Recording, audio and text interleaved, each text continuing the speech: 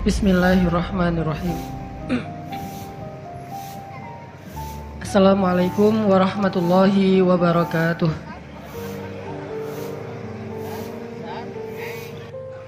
Alhamdulillahi alladzi hadana lihada wa ma kunna linahtadiya laula an hadanallah.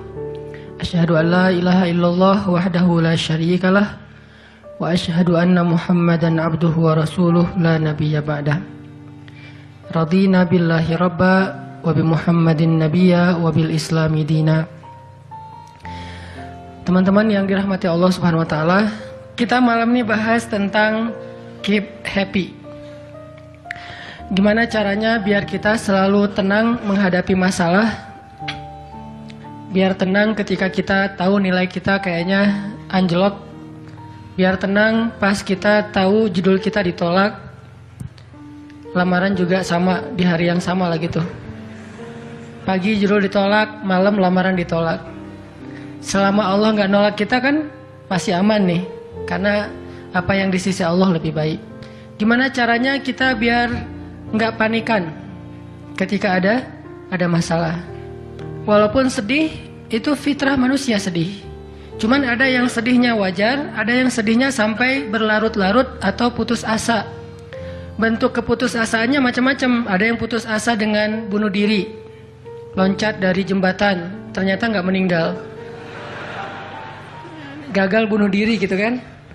Ada yang putus asanya dengan cara ngelakuin perbuatan dosa, kayak mencuri atau udahlah saya mah nggak mau peduli lagi dengan hal haram, yang penting saya ambil aja semua proyek gitu. Nah, ini putus asa. Ada yang putus asa dengan nggak mau lagi bertaubat. Dia ngerasa aduh kayaknya saya nggak pernah nasuhan nih taubatnya. Taubat ulangi lagi, taubat ulangi lagi. Kenapa kita berputus asa minta ampun ke Allah, padahal Allah nggak pernah putus asa mengampuni kita? Kan aneh nih. Allah tuh nggak pernah putus asa mengampuni kita, nggak pernah bosan menerima taubat kita. Allah nggak pernah bilang, lo datang ntar pasti besok buat lagi. Enggak. Padahal Allah maha tahu kita mungkin besok masih ngelakuin dosa yang sama. Asal kita datang, Allah langsung terima. Seolah-olah Allah tuh kayak husnuzon banget sama kita. Walaupun pastinya Allah tahu tentang apa yang akan kita lakukan di masa yang akan datang. Ini artinya kenapa seseorang jadi putus asa, jadi berhenti untuk mencoba, jadi tidak lagi berharap apa-apa, jadi pesimis, jadi tidak survive dalam masalah, jadi penuh khawatir menghadapi hidup. Ada masalah dikit kayaknya udah kiamat dunia, padahal kuota habis doang nih. Langsung, aduh kuota habis jam 11 malam. Biasanya kan jam 11 itu jam chatting tuh sampai jam 1. Atau jam 11 malam kuota habis, padahal tadinya pengen ngebangunin dia. Iya dia gitu kan. Jam 2.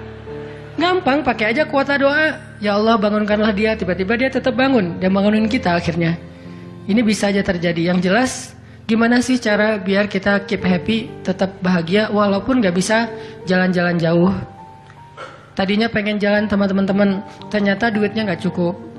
Kita lihat teman-teman kerjanya traveling aja. Ke Lombok, ke Batu Karas. Kerjaannya keliling aja. Dan kita aduh pengen juga ngeliat pantai, misalnya ke gunung, touring sama teman-teman. Ternyata, tapi saya nggak punya motor, saya nggak punya uang, saya nggak punya waktu, dan seterusnya. Bisa nggak kita tetap bahagia seperti mereka, walaupun nggak ngerasain pengalaman-pengalaman asik seperti yang mereka rasain? Gimana caranya biar ketika kita sujud, itu sama nyamannya dengan ketika kita tidur di atas pangkuan istri? Belum ya? Gak tahu sih rasanya.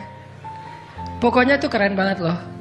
Salah satu yang bikin saya kalau gak bisa tidur itu, tipsnya adalah tidur di atas pangkuan istri. Langsung tidur.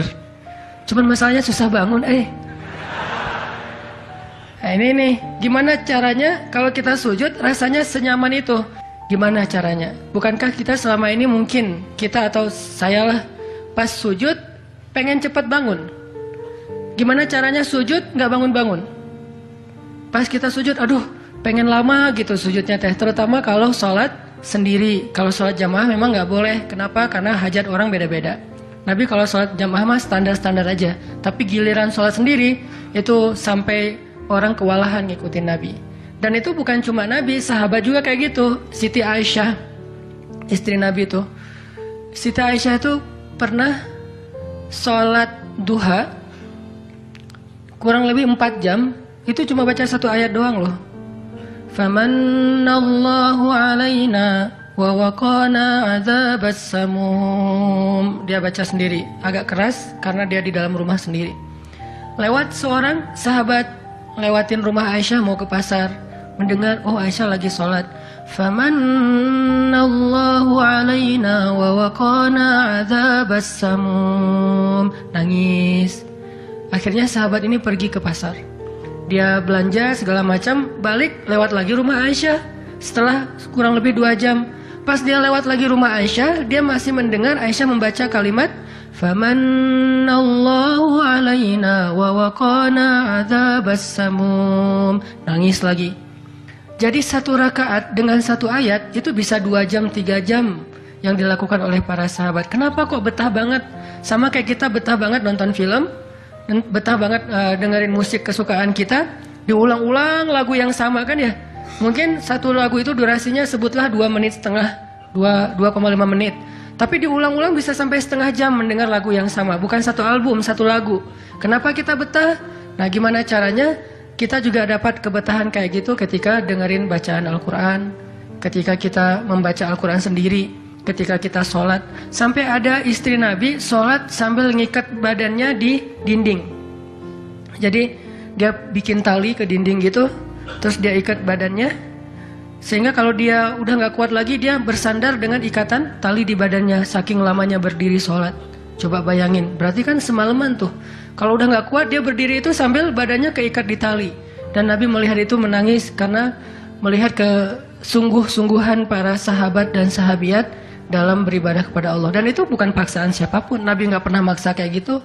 Mereka sendiri berinisiatif. Jadi tutorialnya dibikin sendiri gitu. Duh, saya sholat kalau malam-malam kayak gini jadi agak gak kuat. Atau saya lagi sakit nih, lagi lemes nih, lagi kurang makan. Ya udah deh, agar tetap bisa berdiri, dia ikat tali, dia ikat ke badannya, terus berdirinya kayak orang-orang setengah sadar gitu. Nah ini menunjukkan ada kenikmatan yang luar biasa yang mereka dapetin ketika mereka dekat dengan Allah Subhanahu Wa Taala. Gimana sih caranya biar kita bisa kayak gitu? Gimana caranya kita entertain kita itu adalah zikrullah.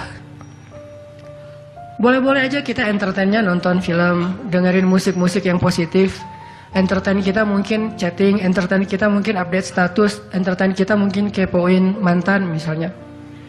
Boleh-boleh aja selama masih wajar. Tapi bisa nggak entertain kita yang lain itu zikrullah?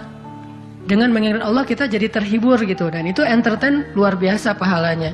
Gimana caranya? Ini yang kita pengen belajar malam ini, sehingga kita bisa tetap happy walaupun dalam keadaan tadi akhir bulan, dalam keadaan habis diputusin, dalam keadaan ditolak, dalam keadaan bingung, galau, segala macam termasuk habis pulsa.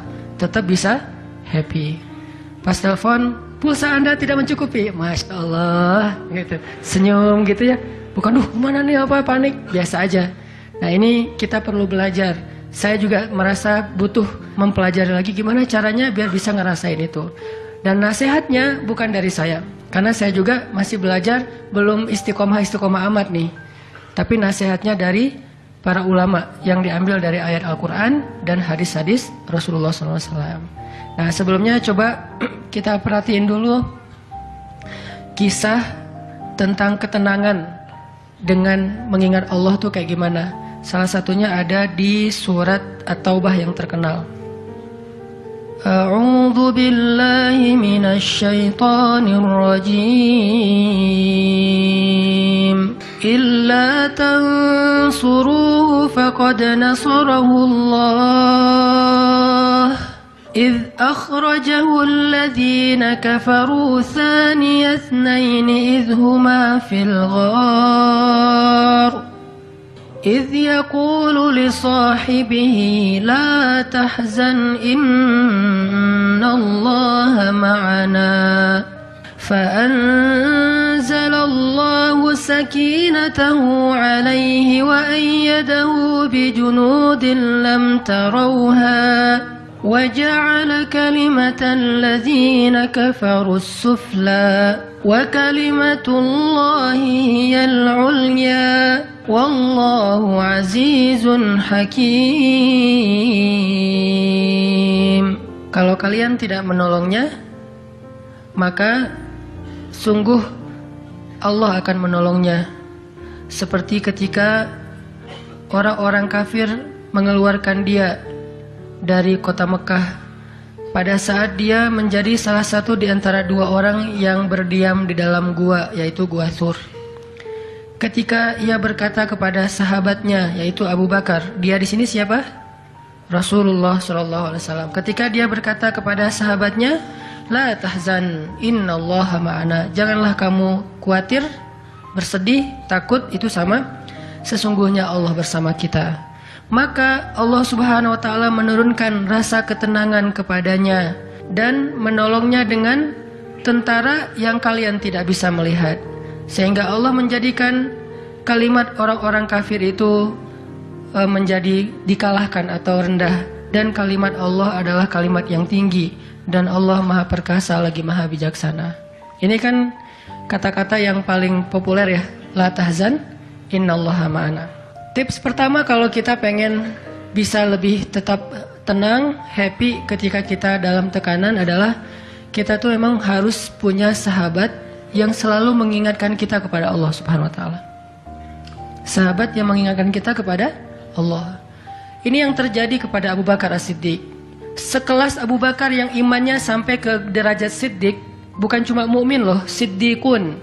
Kan ada mukmin, ada muttaqin, ada siddiqin. Ini udah derajatnya Siddiq. Arti Siddiq itu udah nggak ada lagi keraguan di hatinya. Udah nggak ada lagi masalah sedikit pun. Ketika orang-orang ragu, Abu Bakar tetap yakin. Salah satu kasusnya pas Nabi pulang Isra Mi'raj. Nabi bilang bahwa saya baru pulang dari Palestina dan baru naik ke langit semalam. Diberitakan ini kepada orang-orang kafir Quraisy, tapi orang-orang kafir Quraisy nggak percaya. Lalu ketika para sahabat-sahabat lain mendengar, mereka kayak ragu-ragu gitu, bener nggak ya, bener nggak ya? Lalu ketika ditanya kepada Abu Bakar, ya Abu Bakar, lihat tuh teman kamu makin gila aja. Emangnya kenapa, kata Abu Bakar? Dia ngaku-ngaku baru pulang dari dari Palestina. Dia ngaku-ngaku baru pulang dari langit. Katanya Isra dan Mi'raj semalaman, dalam waktu 1 malam. Lalu Abu Bakar bertanya, siapa yang bicara kayak gitu? Dia atau kalian? Kata mereka, Muhammad yang ngomong kayak gitu langsung kepada kami. Kata Abu Bakar, kalau Muhammad yang ngomong kayak gitu, maka benar. Dia nggak mau tanya gimana caranya, berapa lama waktunya, kapan, siapa yang membawa dia. Nggak nanya apapun. Kalau Muhammad yang ngomong, maka itu benar. Ini artinya siddiq, nggak banyak tanya, percaya banget. Kalau ayatnya kayak gitu, udah cukup. Kalau hadisnya kayak gitu, udah cukup. Kalau kata ulama kayak gitu, saya ikut. Nggak ada kenapa kayak gini dan seterusnya, nggak.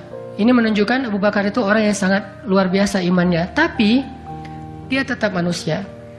Gimana pun imannya udah kuat, mantap, siddiq, ketika ada masalah, sifat dasar manusia itu keluar lagi, yaitu khauf, rasa khawatir, takut. Dan yang luar biasa, khawatir dan takutnya Abu Bakar itu bukan untuk keselamatan diri beliau. Abu Bakar itu khawatir terhadap keselamatan Rasulullah SAW. Jadi bukan keselamatan Abu Bakar. Kalau kita mungkin khawatir terhadap keselamatan diri sendiri nih. Kalau Abu Bakar derajatnya khawatir terhadap gimana ya Rasul, kalau mereka ngelihat ke bawah, ke kakinya, pasti kita akan ketahuan. Karena mereka sembunyi di sebuah lubang, nggak gua sih, kecil, lubang di bukit Jabal Thur. Dan orang-orang kafir Quraisy sudah datang ke lubang itu, berdiri tepat di pintu gua. Kalau mereka ngelihat ke bawah, udah ketahuan tuh, kelihatan Rasulullah sama Abu Bakar. Sehingga Abu Bakar berkata, ya Rasulullah, kalau mereka ngelihat kita sedikit aja ke bawah kaki mereka, mereka akan menemukan kita. Gimana ini ya Rasul? Saya khawatir terhadap keselamatanmu. Apa kata Nabi? Ya Abu Bakar, ma dhannuka bithnain, Allahu salisuhuma. Wahai Abu Bakar, kenapa kamu pikir kita cuma berdua? Allah yang ketiga di antara kita. Baru la tahzan innallaha ma'ana. Jangan khawatir, Allah bersama kita. Kata-kata ini kalau diucapkan oleh orang solih pada waktu yang tepat ketika kita ngalamin satu masalah besar, itu akan luar biasa memberikan efek ketenangan buat kita. Tapi waktu yang tepat. Kalau normal-normal aja kayaknya agak kurang ngaruh nih. Makanya kata-kata kayak gini itu timingnya tuh harus pas. Dan yang mengatakan orang yang memang punya aura kesolehan yang luar biasa. Sekelas Rasulullah kurang apa? Itulah sebabnya kenapa kita harus punya banyak, atau setidaknya kita punya seorang sahabat, seorang teman yang solih, yang sering mengingatkan kita. Minimal istri. Kenapa? Karena kalau kita galau dalam urusan kerjaan, nanti pas kita pulang ke rumah, yang akan bilang la tahzan innallaha ma'ana adalah pasangan kita. Dengan nada yang lembut, dengan senyum yang khas, dengan dekapan yang mungkin penuh kasih sayang, itu benar-benar bisa bikin kita tenang. Gak tahu tenang karena kata-katanya atau dekapannya nih, enggak. Saya juga bingung. Dua-duanya kali ya. Dia bilang la tahzan ya azizi. Panggilan buat suami bahasa Arabnya yang lembut tuh azizi. Bukan al-aziz ya. Al-aziz mah nama orang. La tahzan ya azizi atau ya habibi atau ya albi. Albi itu artinya jantungku. Jangan dipakai deh, biar saya aja yang pakai itu. La tahzan. Jadi misalnya kayak suami galau tentang kerjaan. Mah, Papa lagi galau nih. Kenapa, Pak? Di kantor itu kemarin kita ada tawaran proyek. Cuman proyeknya kayaknya cara untuk ngedapetin proyek itu cara-caranya tuh agak-agak kurang baik gitu. Ada suap segala macam. Tapi itu proyeknya untung besar loh, Mah. Nah, kalau kita nggak suap, kita nggak akan dapat proyek itu. Ini gimana nih, Mah? Diambil nggak? Kan galau nih. Udah istikharah belum mantap nih hatinya. Istrinya yang bilang, Papa, Allah yang kasih kita rezeki. Kalau Papa ninggalin sesuatu karena Allah, Allah akan ganti dengan yang lebih baik. Pasti dari booster ya, Mah. Nyontek gitu ya. Nah, kalau dia ngomong kayak gitu kan jadi mantep nih. Kayak saya juga pernah ngerasain lagi kayak sedih gitu, lagi galau karena satu urusan. Istri mengatakan, udah serahin aja sama Allah. Kan jadi mantap kan hatinya. Hal-hal yang kayak gini nih. Kalau belum punya pasangan, temen. Sehingga Nabi mengatakan almar'u ala dini khalilih. Seseorang itu bergantung loh kepada tingkat kesolehan temannya.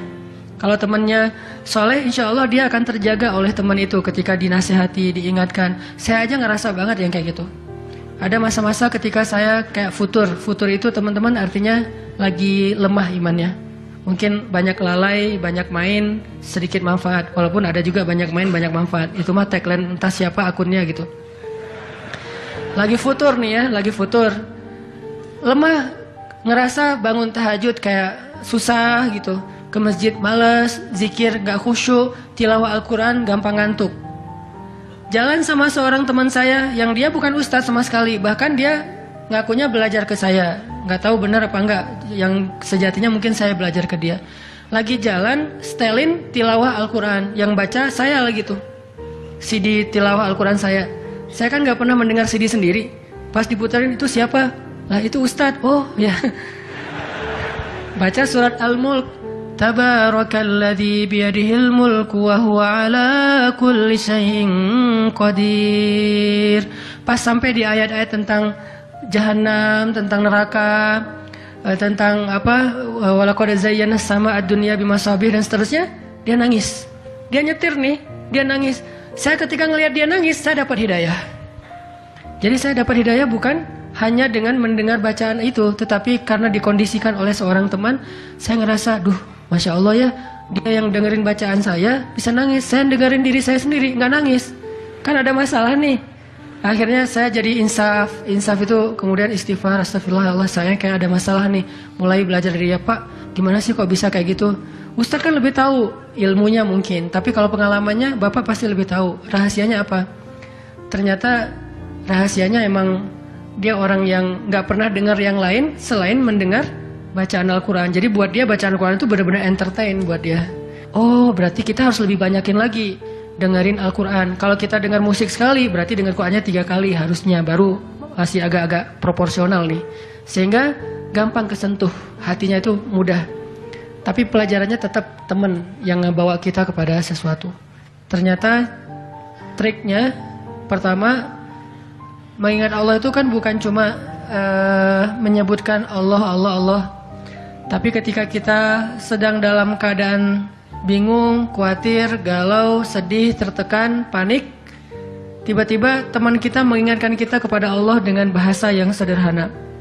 Kalau bahasa sederhananya Al-Quran, la tahzan, innallaha ma'ana. Dan itu boleh diterjemahin ke bahasa yang lebih sederhana versi kita. Karena itu bahasa Al-Quran yang mungkin buat sebagian orang nggak dapat nih, karena mungkin nggak paham bahasa Arab. Jadi kalau teman kita lagi sedih jangan bilang, la tahzan dong, innallaha ma'ana. Apaan tuh lu baca Quran gitu ya? Nggak ngerti kan dia? Kita bisa terjemahin, udah tenang aja, Allah yang bantu. Tenang aja, Allah yang beresin. Tenang aja, serahin aja kepada Allah. Allah itu sebaik-baik kita nyerahin sesuatu. Ngomong kayak gitu tuh kena. Kalau timingnya pas kita lagi ngalamin satu masalah. Terutama masalah-masalah kayak masalah rezeki itu paling bikin kita sering panik, kehilangan sesuatu, ditipu orang, segala macam. Kita bilang, udah nggak apa-apa, nanti Allah ganti yang dengan yang lebih baik. Allah yang ganti gitu. Allah yang ganti. Tenang tuh jadinya.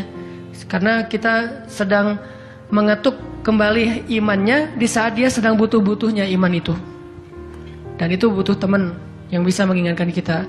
Sehingga Nabi bilang, ciri-ciri teman yang baik itu adalah kalau kita ketemu dia bikin kita sering ingat Allah. Dia bikin kita sering ingat Allah. Coba teman-teman renungkan nih, coba dihitung-hitung. Kita kalau ketemu teman ngomongin dunia berapa sering? Terus ngomongin Allah berapa sering? Kan jarang banget kita ketemu teman ngomongin tentang Allah kan? Dan kayaknya nggak tahu juga bahannya mau ngomongin apa tentang Allah. Kita ngomongin tentang Allah yuk. Ngomongin tentang Allah, apaan tuh? Kan bingung dia tuh. Maksud lo qul huwallahu ahad gitu. Atau ayat kursi. Berarti kita belum terbiasa bicara tentang Allah. Nah ini yang harus kita coba latih pelan-pelan nih. Kita lihai banget nih. Bisa smooth banget masuk ke tema tentang dunia. Bisa ganti-ganti topik. Dan semuanya tentang dunia. Tentang kuliner, tentang kerjaan, tentang jodoh, tentang kuliah, tentang pendidikan, tentang apapun. Tentang teman. Bisa dengan mudah dan seru gitu ngomongin tentang dunia teh. Dan itu bukan sesuatu yang dilarang memang. Cuman kok nggak seimbang kita ngomongin tentang Allah Subhanahu Wa Taala. Coba kita belajar cari teman yang udah sefrekuensi dulu. Arti sefrekuensi bukan sama-sama udah baik, sama-sama udah niat pengen memperbaiki diri, sama-sama udah punya tekad kita pengen hijrah nih. Lagi-lagi bukan merasa diri kita lebih baik dari orang lain, tapi yang udah sefaham supaya nggak banyak perdebatan. Ajak dia ngobrol tentang Allah pelan-pelan dan secara bertahap, gak bisa langsung ngejos. Gak bisa langsung, coba lo sebutin rububiyah, asma Allah yang 99 apa aja. Itu mah cerdas cermat ya. Tapi kita ngomongin Allah tuh baik banget loh, kemarin gini. Allah aja yang diomongin. Sehari minimal kita ngomongin Allah itu sekali deh. Dan sekali itu jadi obrolan, bukan cuma mention doang ya, tapi obrolan gitu. Jadi diskusi sekali aja sehari dan gak harus lama, mungkin cuma 5 menit. Kalau kita gak bisa ngelakuin itu secara spontan, gak apa-apa di setting. Kita ketemu sama teman kita bikin kayak program gitu. Kita kalau ketemu pokoknya harus sekali sehari ngomongin tentang kebesaran Allah. Coba digituin. Makin sering itu makin akan nanemin satu belief faith di dalam hati kita. Sehingga ketika nanti kita ada masalah diketuk rasa iman itu cepat baliknya. Berarti kita harus cari teman yang mau menasihati kita, bicara bareng kita tentang kebesaran Allah. Dan itu yang dilakukan Nabi Musa dengan Nabi Harun ketika berdakwah yang Allah sebutin di surat Toha. Nabi Musa mau berdakwah kepada Fir'aun, minta teman supaya bisa mengingat Allah ketika lagi dalam keadaan marah. Soalnya Musa tahu, Musa itu orangnya marah. Kalau udah marah ngeri. Harun orangnya kalem, woles. Sehingga butuh seseorang yang bisa menahan amarah dan emosinya Musa. Sehingga kata Musa, ya Allah beri saya seorang teman yang bisa mendampingi saya dalam dakwah, yaitu Harun. Kay nusabbihaka katsira wa nadhkuraka katsira, supaya kami sering bisa mengingat engkau. Artinya kalau Musa sendiri marah, lupa sama Allah. Tapi kalau ada Harun, Musa istighfar, astagfirullahaladzim gitu. Begitu juga nabi kecil. Ada 2 orang nabi kecil sepupuan. Siapa dia? Isa dan Yahya. Nabi Isa dengan Nabi Yahya. Anak kecil 2 orang nih. Dua-duanya keren, dua-duanya soleh, dua-duanya ganteng, dua-duanya idola, selebgram lah di masanya. Pokoknya luar biasa nih 2 orang cowok. Anak usia, kalau nggak salah Yahya waktu itu umurnya udah sekitar 10 tahun.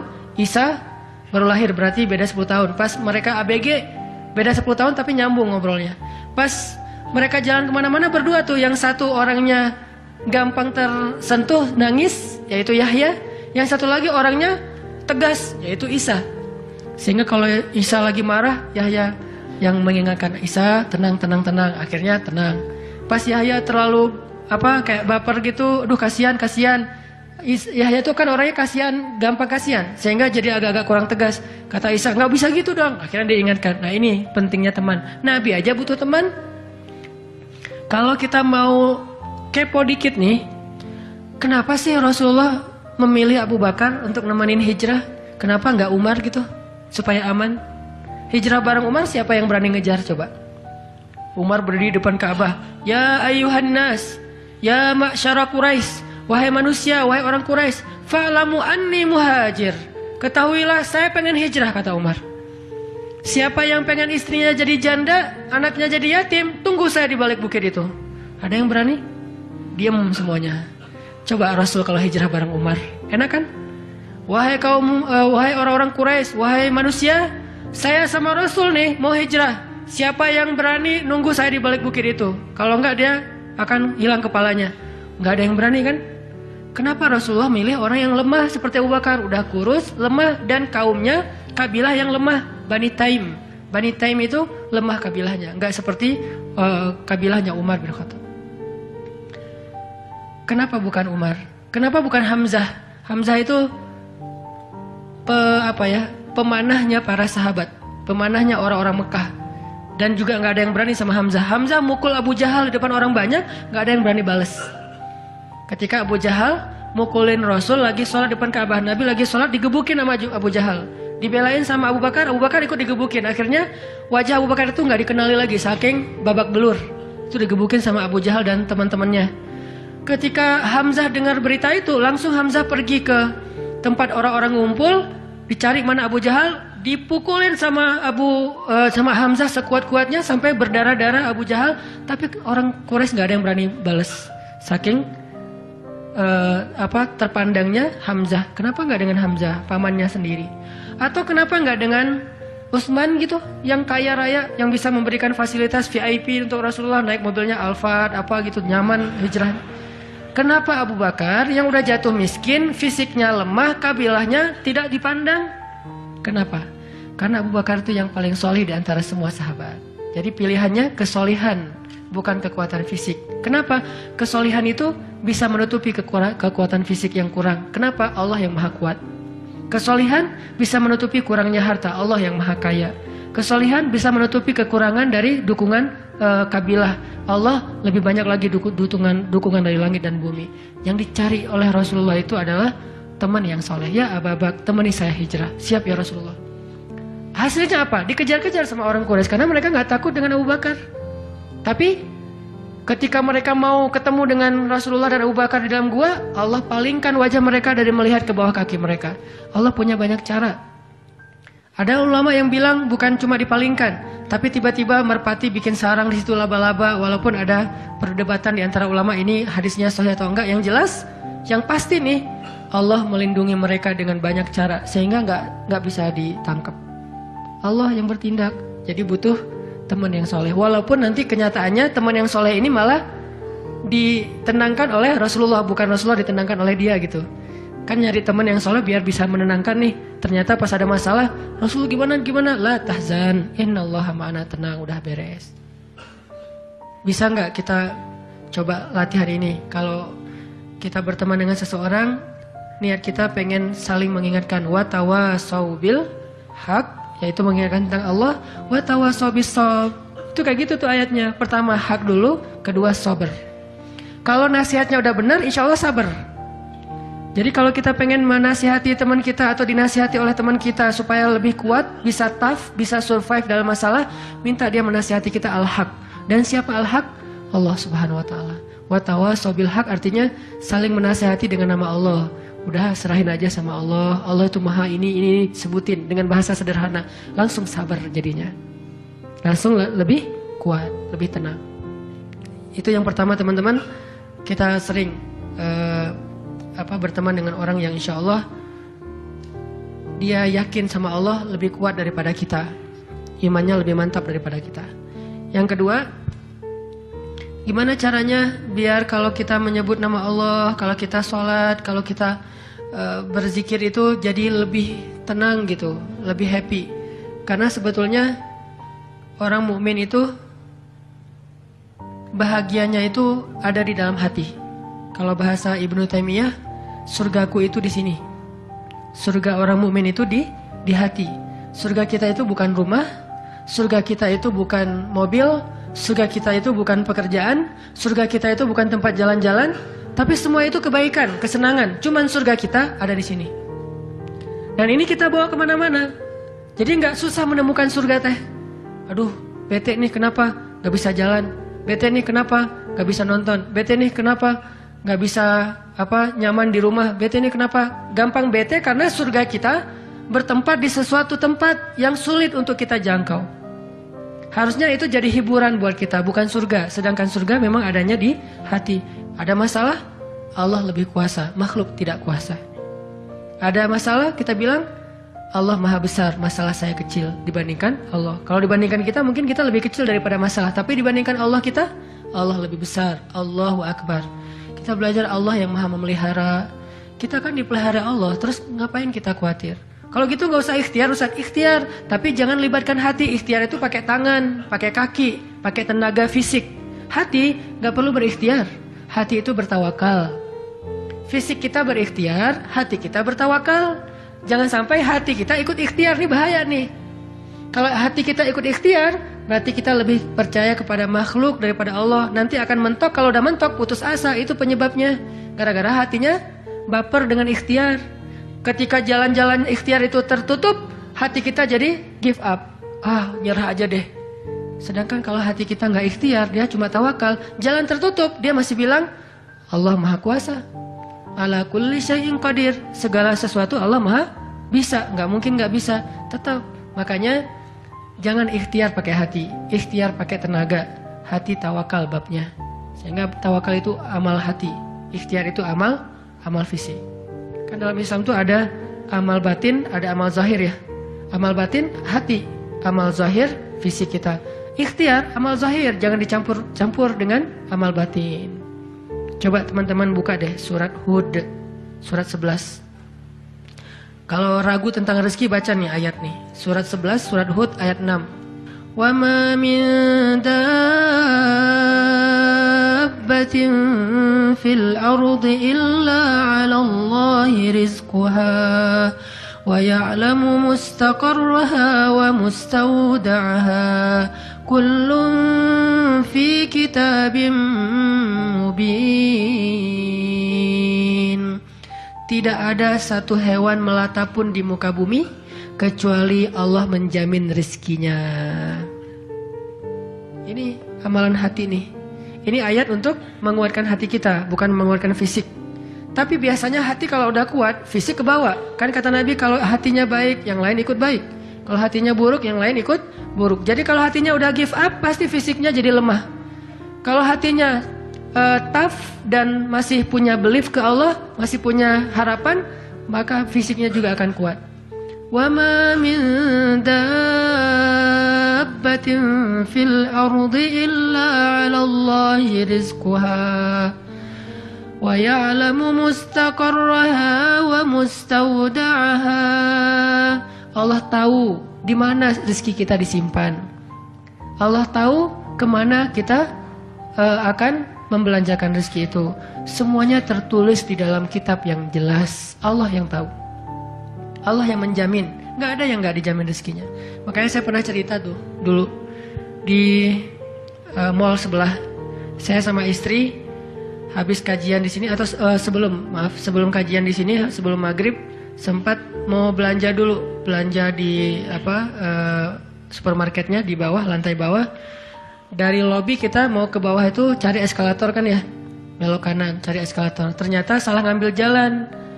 Kita habis belok kanan langsung belok kiri. Harusnya kalau belok kanan lagi sekali lagi langsung eskalator turun tuh. Pas karena kita belok kiri, akhirnya kita muter. Gara-gara muter, ngelewatlah sebuah stand baju kaos yang lagi diskon. Wih, diskon 50%. Akhirnya saya sama istri masuk. Ternyata lucu-lucu juga buat anak gitu. Alhamdulillah akhirnya kita beli 2 helai. Baru setelah itu kita jalan lagi, cuma beberapa meter, masuk eskalator turun. Siapa yang telah menggerakkan kaki saya sampai salah jalan?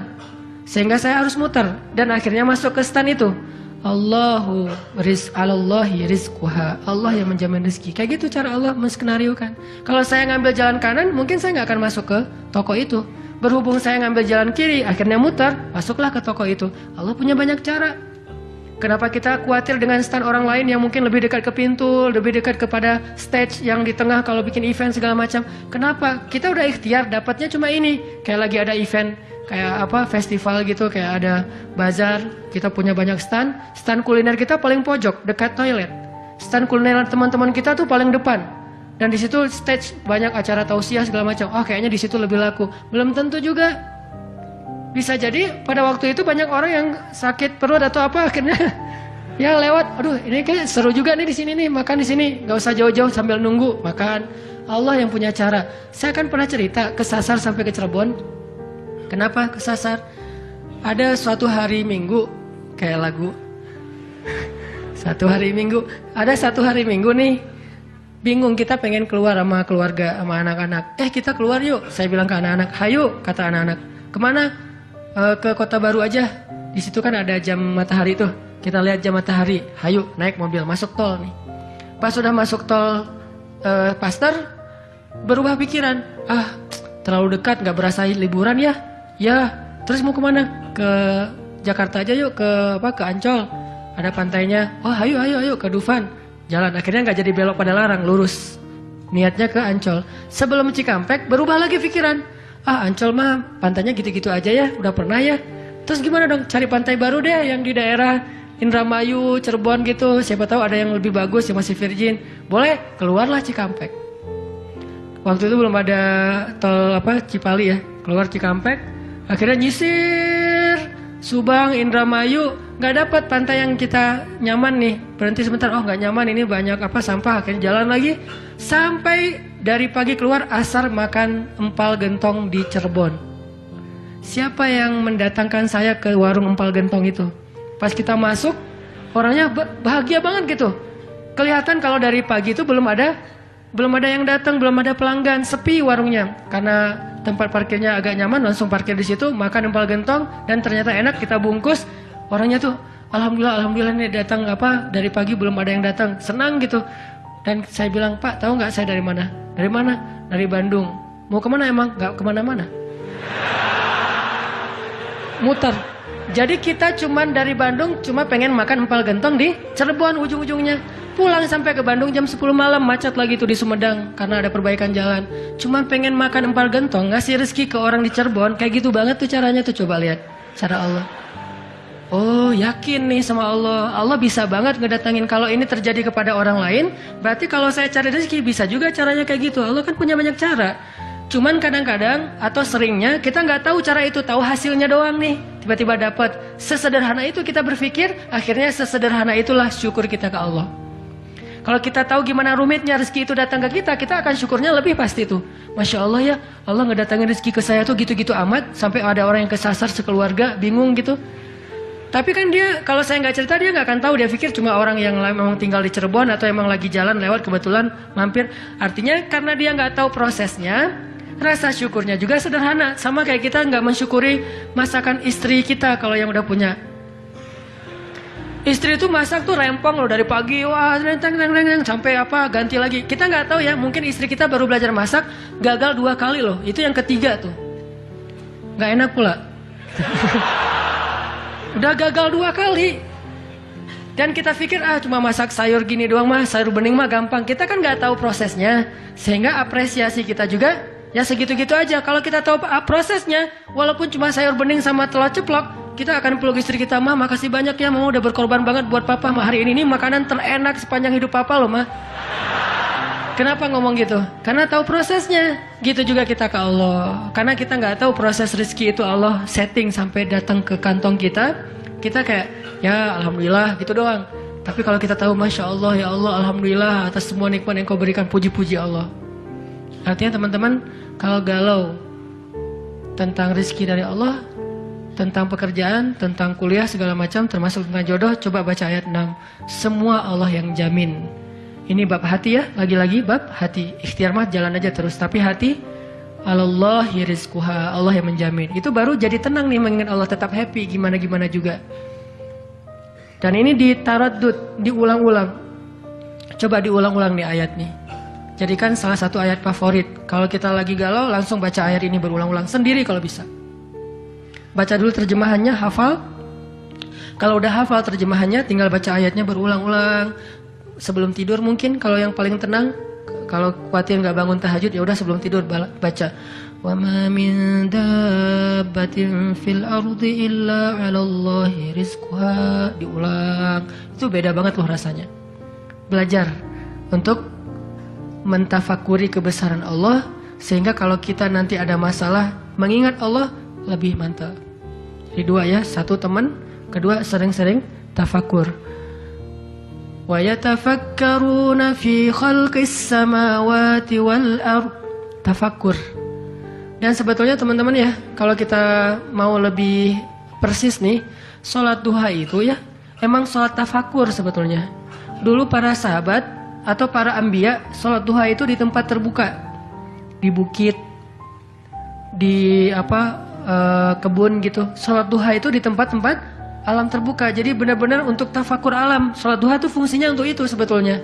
Walaupun boleh banget dilakuin di dalam ruangan, di masjid, di rumah, di kantor, boleh banget di kampus. Tapi kalau kita ada kesempatan sesekali, coba deh sengaja ngapain touring ke atas misalnya ke Lembang, pengen duha. Dan duduk sendiri, jangan berjamaah. Bukan nggak boleh, boleh aja sholat sunnah berjamaah. Cuman kali ini kita pengen menyendiri aja berdua sama Allah. Duduk, ngomong sama Allah, ya Allah, jangan biarkan saya berputus harapan kepada Engkau. Jangan biarkan saya berputus asa dari rahmat-Mu. Bimbing hati saya, ya Allah, tolong saya dalam masalah ini. Engkau maha kuasa. Siapa lagi yang bisa nolong saya selain Engkau? Ngomong kayak gitu sama Allah, yang romantis, yang akrab gitu. Jangan sampai kita ngomong ke Allah tuh kayak orang gak kenal. Cuman copy paste, Rabbana atina fid dunya hasanah fil akhirati hasanah wa qina azabannar. Amin. Udah kayak nggak kenal gitu. Ngomong sama Allah itu akrab, ngomong ya Allah, gimana nih? Saya ada masalah kayak gini, curhat sama Allah. Itu beda loh. Kalau itu kita coba praktekin, saya yakin asal sesuai dengan cara-cara tadi tuh sendiri, alam terbuka, curhat sama Allah, ingat kebesaran-kebesaran Allah, insyaallah bizikrillah tatmainnul qulub, tenang banget tuh hati. Saya kadang-kadang mempraktekkan itu walaupun nggak di alam terbuka banget, tapi minimal mencoba untuk menyendiri gitu. Rasulullah kan kalau lagi ada masalah sama keluarganya menyendiri di masjid kan, duduk di mihrab berzikir pada Allah, ya Allah, ya Allah, Engkau lah yang maha penyabar, saya tidak sabar. Terus curhat sama Allah, kayak anak pulang curhat sama ibu, gimana rasanya? Kan tenang kan? Kayak kita curhat sama teman pasti beda. Cuma emang yang paling indah curhat sama ibu atau sama ibunya anak-anak. Itu beda banget tuh. Nah harusnya kita curhatnya ke Allah kayak gitu tuh. Tapi jangan bilang mah, tapi angkat tangan salah, bukan mah, ya Allah gitu. Allah dipanggil mah, jangan. Karena terlalu menjiwai pengen punya ya. Ustadanan mah ngebully wae. Tapi benar loh teman-teman, saya tuh membuktikan kata Allah setengah agama itu benar. Agama itu rasanya hati kita itu kayak belum sempurna sebelum ada Dia. Jadi gimana pun solehnya tuh kayak ada yang kurang gitu. Apa ya yang kurangnya di hati saya ya? Apa ya? Ternyata namanya belum tertulis, nggak jelas juga namanya siapa gitu. Kalau udah ada itu beda banget. Curhat, ngobrol, jalan. Dan kalau dia orangnya soleh, pas lagi galau dia yang langsung mengingatkan kita. Kalau perlu dia yang membangunkan kita. Tahajud berdua yuk. Hayu, tahajud berdua. Jangan panjang-panjang ya baca ayatnya. Ya siaplah. Kalau dia request kan siap ya, bacanya jangan panjang-panjang. Kalau teman-teman yang request, kalian mah juga baju hijrah aja udah kayak gitu. Lihat nih gua nih salat tahajud nih 15 juz. Luar biasa ya. Kalau istri biasanya lebih kasih sayang. Kasihan nih istri saya seharian capek nungguin sambil tidur-tiduran gitu. Nonton TV gitu, capek dia, kasihan seharian nonton TV teh. Itu teman-teman, mudah-mudahan kita bisa ngambil 2 trik tadi, cara biar lebih tenang, happy. Kalau mengingat Allah, 1, memang butuh teman yang mengingatkan kita, bukan kita ingat sendiri. Yang kedua, banyak-banyak membaca, mentafakuri, mikirin tentang Allah itu emang maha kuasa. Salah satu materinya surat Hud ayat 6 tadi tuh. Makin kita yakin sama Allah, begitu kita ingat Allah, itu makin lebih ngaruh ke hati kita. Tapi kalau kita nyebut nama Allah nggak yakin, cuma insya Allah, ya Allah, subhanallah, masya Allah, nggak ngaruh, cuman zikir doang, cuman lisan, tapi tidak sampai ke hati.